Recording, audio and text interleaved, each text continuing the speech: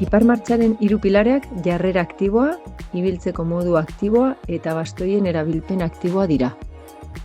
Jarrera aktibo bat izan behar dugu ariketa egiterakoan.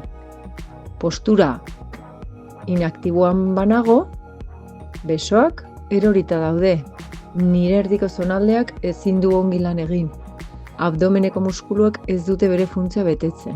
Orduan, postura aktibo, zuzen batean eta aurrera begira jartzen naizenean, erdiko zonaldea hobe aktibatu dezaket, indarrak hobe kudeatzen laguntzeko. Honek, mugimendu naturalagoak lortzen lagunduko digu, eta baita optimoagoak izanen dira jarduera fisikonetatik lortu ditzakegun onurak. Pisua, oin guztian eduki behar dugu. Honek gorputza gorantz eramaten laguntzen digu. Lurrarekiko dugun kontaktua erabiliko dugu autoelenguazioa bilatzeko hasi eta begirada aurrerantz.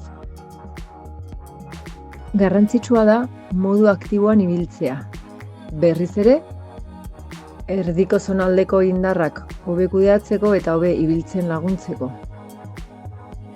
Jarrera aktiboa baldin badaukat, eta nire ibiltzeko manera ere aktiboa bada, nire sorbaldak hobe kokatuta egonen dira eta mugimendu hobe sortuko da. Eta horrela, onura hobeak bilatuko ditugu hipermartxarekin. Bastoien erabilpena optimizatzeko, era aktiboan erabili behar ditugu.